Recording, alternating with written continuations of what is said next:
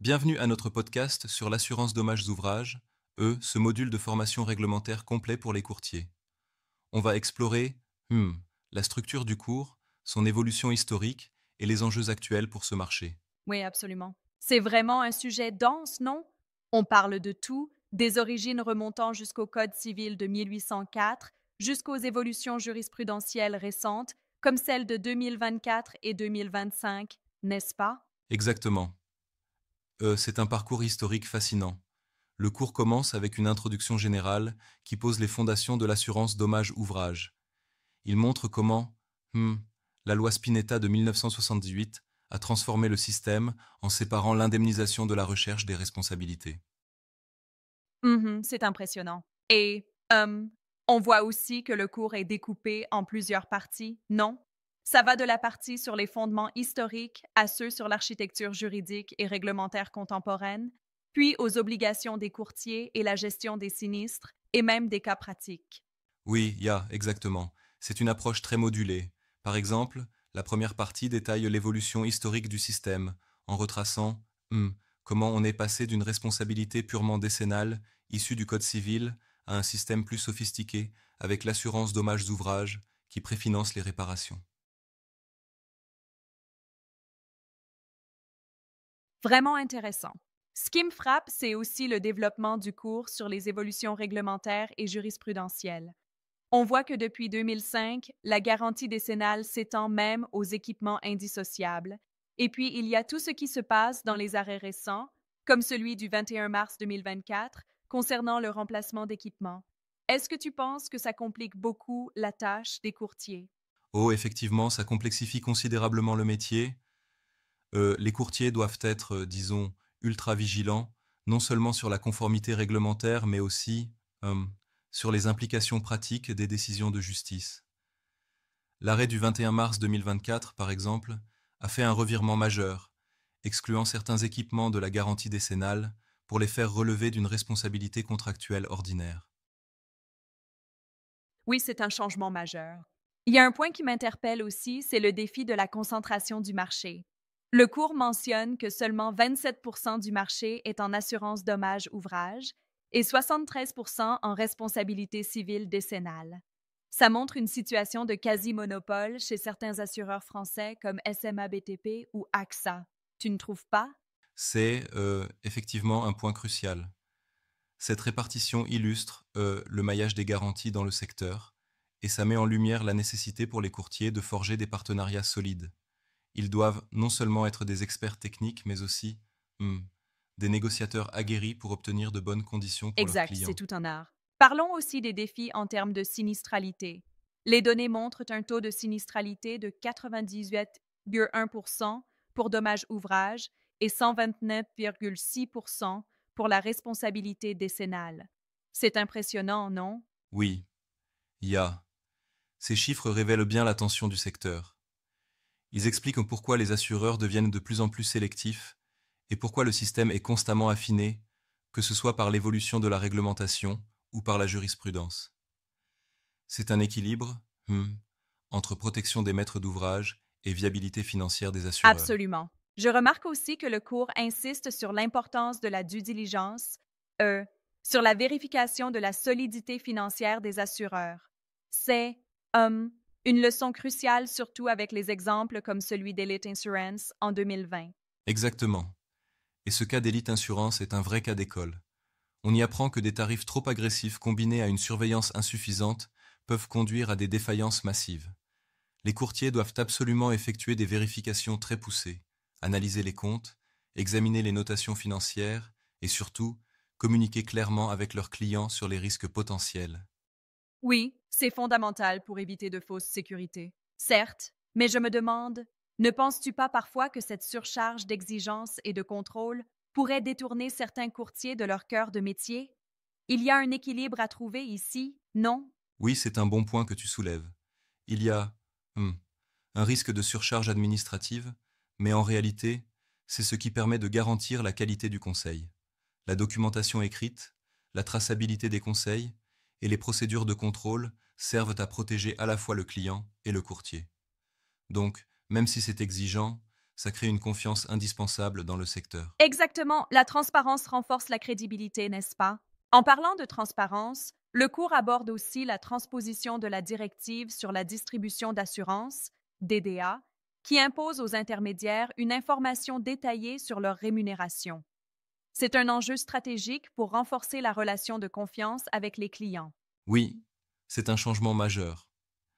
La DDA impose aux courtiers de clarifier l'origine et le montant de leur commission, ce qui, oblige à une plus grande rigueur et offre une transparence accrue. Pour les clients, c'est un signal fort. Ils savent exactement ce qu'ils engagent. Absolument, c'est gagnant-gagnant. La méthodologie pédagogique adoptée dans le cours est aussi particulièrement intéressante. Elle alterne entre exposé théorique et études de cas réels pour illustrer concrètement les enjeux. C'est important pour les professionnels, tu ne trouves pas? Oui, c'est presque comme une double approche. D'un côté, tu as la théorie qui permet de comprendre le cadre général, et d'un autre côté, les cas pratiques montrent l'application dans la réalité. Par exemple, l'analyse des sinistres complexes permet aux courtiers de s'exercer à identifier les points de vigilance et les risques cachés. Exact, c'est ce qui rend le cours si précieux. Et il faut dire aussi que le cours met en avant des outils opérationnels, non? Des grilles d'analyse, des checklists de contrôle, qui sont prêts à être utilisés dans le quotidien des courtiers. Ça permet d'avoir une approche très concrète. Tout à fait, c'est là une forte valeur ajoutée. Ces outils sont conçus pour être adaptés à chaque situation et pour aider les courtiers à être réactifs. C'est, un véritable kit de survie pour naviguer dans le système complexe de l'assurance Oui, on construction. peut dire que sans ces outils, le métier deviendrait encore plus périlleux. Je remarque également que le cours aborde l'aspect historique en profondeur. On y apprend par exemple comment, avant la loi Spinetta, le maître d'ouvrage devait supporter des procédures judiciaires longues et coûteuses pour obtenir réparation, alors qu'aujourd'hui, l'assurance dommage-ouvrage permet un préfinancement rapide des travaux. C'est une révolution majeure. Exact. C'est vraiment révolutionnaire. La séparation entre l'indemnisation immédiate et la recherche des responsabilités permet de protéger le maître d'ouvrage contre l'insolvabilité des intervenants. Pour les courtiers, comprendre cette évolution historique, c'est comprendre l'esprit même du système français d'assurance construction. Oui, ça donne vraiment du sens à toutes ces procédures. Et, en regardant les chiffres du marché, on voit que malgré des taux de sinistralité très élevés, le secteur continue de croître avec plus de 2,1 milliards d'euros de primes et des hausses en 2022 et 2023. Ça démontre bien, non? Tout à fait, IA. Ces chiffres montrent que, malgré la complexité et les défis, l'assurance construction est un marché dynamique. La demande est forte, surtout dans un contexte de reprise de la construction post-crise sanitaire et avec l'augmentation des coûts. Exactement. Et c'est pour cela que la maîtrise des évolutions réglementaires est cruciale. En plus, il y a un volet très technique du cours sur la gestion en capitalisation imposé par l'arrêté de 1982 qui permet aux assureurs de provisionner correctement pour les sinistres futurs. Ce détail technique, tu penses qu'il est bien intégré dans la formation? Oui, absolument. Ce passage technique est fondamental pour comprendre la solidité financière des assureurs, car il explique comment les provisions sont constituées pour couvrir des sinistres qui peuvent survenir des années après la souscription. C'est un aspect qui rassure aussi bien les courtiers que les maîtres Oui, d'ouvrage. vraiment rassurant et très instructif. Pour conclure, il semble que ce cours exhaustif sur l'assurance dommage-ouvrage ne se contente pas d'apporter des connaissances théoriques, mais qu'il fournit aussi une vision opérationnelle et pratique pour le quotidien des professionnels. Tu partagerais cet avis, n'est-ce pas? Exactement. C'est un outil de référence pour les courtiers. Il leur permet de comprendre en profondeur la logique historique et réglementaire du système, tout en leur offrant des outils pratiques pour conseiller et protéger leurs clients. C'est une formation indispensable qui reflète la complexité et la richesse du marché.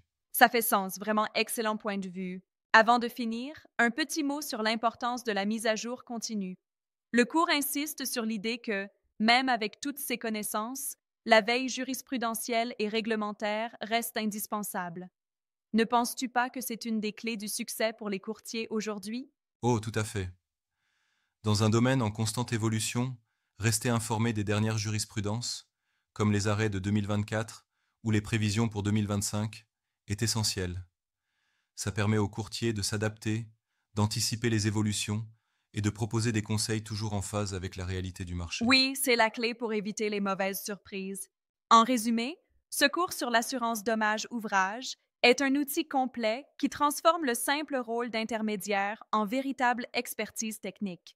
C'est impressionnant combien il couvre non seulement l'aspect juridique et historique, mais aussi les défis contemporains et les pratiques opérationnelles. Exactement. C'est, une Bible pour les courtiers. On y trouve de tout, de l'évolution historique avec les révolutions du système à la modernisation par la DDA, sans oublier les outils pratiques et les études de cas, comme celui d'Elite Insurance qui met en lumière l'importance de la due diligence. Oui, c'est impressionnant la profondeur du sujet. Merci pour cette discussion riche, pleine d'anecdotes historiques et de détails techniques. C'est clair qu'il y a un fort besoin de compréhension et de rigueur dans ce domaine où chaque détail compte, de la gestion en capitalisation au contrôle administratif. Exactement. Et je pense que ce cours réussit à donner les clés pour naviguer dans ce système complexe, pour en faire un avantage compétitif pour les courtiers. Vraiment, c'est une formation essentielle pour ceux qui veulent exceller dans leur métier. Voilà, c'était notre plongée dans l'univers de l'assurance dommage-ouvrage. Une formation qui, allie histoire, droit et pratique opérationnelle. Merci pour cet échange très instructif. Merci à toi aussi, et merci à nos auditeurs pour leur attention. On espère que cette discussion vous aura permis de mieux saisir les enjeux et les subtilités de ce système unique. À très bientôt pour un prochain podcast.